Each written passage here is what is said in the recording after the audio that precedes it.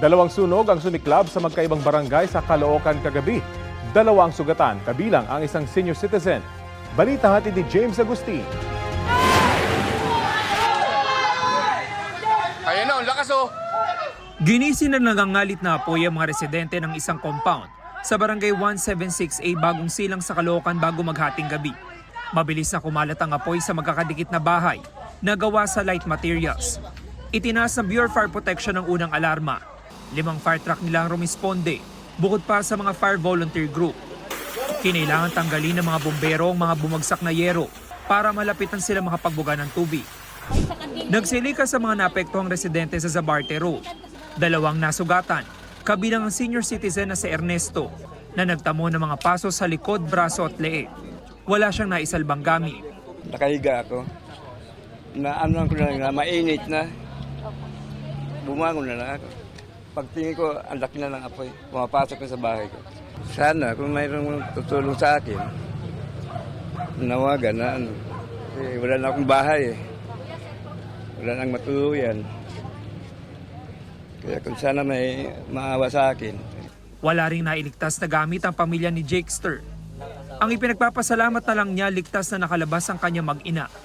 Ginising na po nung asawa ko. Pagkita po, ang laki na po ng sulog. Talaga nasa ibabaw na. Kaya nung bilang lumabas na kami. Sana matulungan kami sa... Ang hirap. Sa tansya ng mga taga-barangay, umabot sa 8 bahay ang nasunog. Apektado ang mahigit sa 30 pamilya. Makakaasa po sila na makakapag-supply po, magdadala po kami ng pagkain para sa kanila. Then marami naman ho tayong mapagkukunan na tulong. Kung sa usapin po ng mga damit nila, pwede ho kami makatulong din para kahit paano po meron po silang magamit. Hinahanap ngayon ng mga otoridad ang may-ari ng bahay kung saan nagsimula ang apoy na tumakas umano sa kasagsagan ng sunog. Iniimbestigahan pa ng BFP ang sanhi ng apoy na napula matapos sa mahigit 1.5 oras. Bagong gawa lang yan, no? Sa barangay 167 sa Caloocan pa rin, tinupok din ng apoy ang isang bahay bago mag-alas 9 kagabi. 14 na residente ang naninirahan sa bahay, pero 5 lang ang naroon na mangyari ang sunog. Nakalabas sila kabilang ang isang lalaking PWD at babaeng senior citizen. Ayon sa isang residente, 2 beses nag-fluctuate ang supply ng kuryente at pagtingin niya sa bandang likuran ng bahay ay umuusok na. Napula ang sunog matapos ang halos 1 oras. Inaalam pa ng BFP ang sanhi ng apoy at kabuang halaga ng pinsala. James Agustin, nagbabalita para sa GMA Integrated News. Ito ang GMA Regional TV News. Mainit na balita mula sa Luzon, hatid ng GMA Regional TV. Patay ang isang driver sa karambola ng isang kotse, isang truck at isang bus sa Lubao, Pampanga. Chris, may iba pa bang mga nadamay? Connie, 3 iba pa ang sugatan na pamong mga sakay ng driver sa kotse. Sa kuha ng CCTV sa Barangay San Nicolas II, bumagal ang kotse para lumiko sana pakaliwa.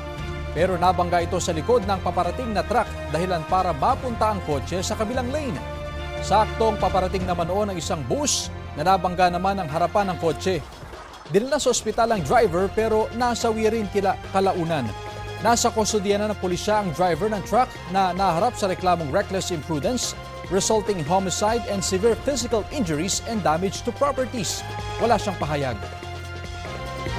Sugatan naman ng 2 pulis matapos araruhin ng isang van ang checkpoint sa Barangay Minante 2 sa Kawayan, Isabela. Batay sa investigasyon, lasing ang driver ng van. Bumangga rin ito sa isang SUV bago tumama sa checkpoint. Nadala na sa ospital ang mga sugatang pulis. Maharap sa reklamong reckless imprudence resulting in multiple serious and less serious physical injuries and damage to property ang driver ng van na walang pahayag.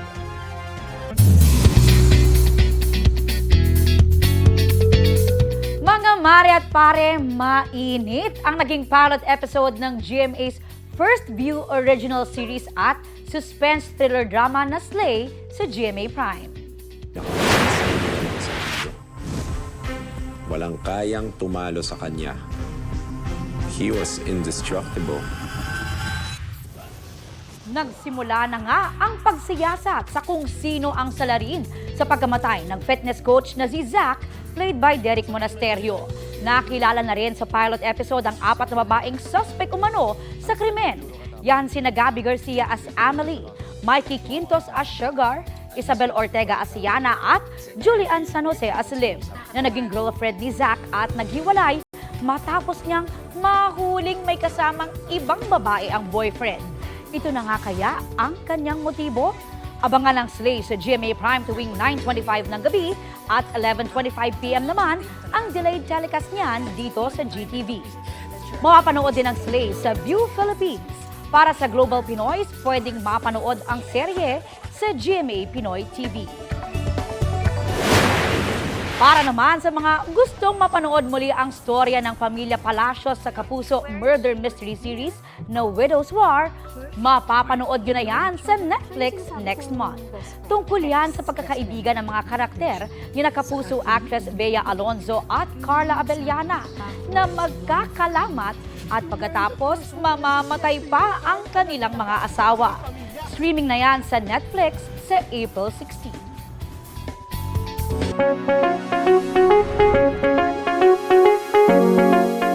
Sa paggunita ng World Tuberculosis Day kahapon, March 24, nagpahayag po ng pagkabahala ang Department of Health tungkol sa mataas pa ring kaso ng TB sa ating bansa.